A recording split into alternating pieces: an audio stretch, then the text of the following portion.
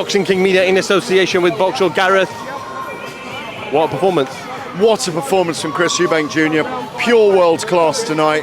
Totally reversed it. He had all the pressure on him. I think BOMAC's good for him, Brian McIntyre. Clearly got him focused. He looked physically brilliant tonight. He didn't go to sleep, you know what I mean, as he sometimes does in the middle rounds. Kept his focus, utter dominance. I'm fascinated to know, this isn't taking anything away from Chris EUBANK Jr., if Liam Smith suffered an injury early on. He didn't seem very steady on his feet. I know he's put down in the fifth and he genuflected and he lost his gum shield. Should the referee have given him so long? Kevin Parker, not a very experienced, kind of a novice world title. Well, it wasn't a world title, but it was like a world title referee. Brilliant performance by Chris EUBANK Jr. I think that's the best I've ever seen him. You agree? Pretty close to. Do you put that down to the link up with BOMAC, that performance? I think the after party's just started. That was, I think the fire's going off over there again. Let's not take our clothes off, Gareth. So the BOMAC what? Was BOMAC a huge significant difference, you think? I think it's great having him in your corner. I mean, look what he's done with Terence Crawford. Oh, look what Terence Crawford and he have done together. You can argue that Crawford is #1 pound for pound in the world. There was this sense that he really wanted to listen to BOMAC and that Roy Jones Jr. was this legend who he wanted to emulate, wanted to ape, wanted to copy. I think they'll stay together. I think it's a great combination. And if Chris EUBANK Jr. goes over to that gym and he doesn't stay in Vegas and he starts rubbing shoulders with Terence Crawford and Shakur Stevenson, he can get even better. He dominated there from first class. You were waiting for Liam Smith to come into the fight. Never did. Never gave him an opportunity.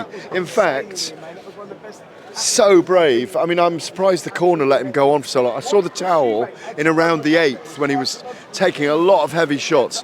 Liam Smith, I mean, man, he is so tough, so brave, so tenacious. Still throwing back after taking a lot of punishment, shipping a lot of punishment in that fight. What an atmosphere, though, tonight. This is a great arena when there's 20,000 people, and it's a domestic dust-up. Does it warrant a trilogy? I don't think it does in this moment, but you want to hear maybe what Liam Smith's reasons are for him not looking himself tonight, looking every bit of his 35 years, but he was dominated by EUBANK Jr. Maybe it was too dominant to have a trilogy, because it's weird, because Chris got emphatically stopped in that first fight.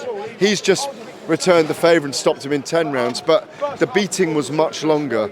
If he'd stopped Liam in that 5th round, you might have argued that there was a balance. It depends what Liam's got left and what he wants to do. He took a lot of punishment in that fight.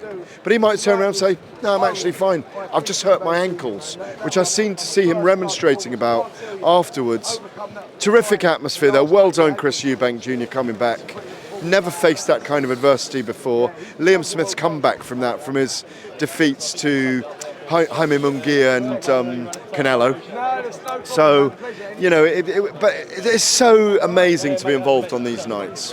Final one, Kell Brook was here, Conor Benn was here. If Chris EUBANK Jr. doesn't go down a trilogy, who would you like to see him fight next? Were they pushing and shoving over there in the corner tonight or not? Who's that? Conor Benn and Khan. They weren't, they were kept apart. Well, funnily enough tonight I was with Malinaji and Khan doing an interview with TalkSport and they were having a love-in.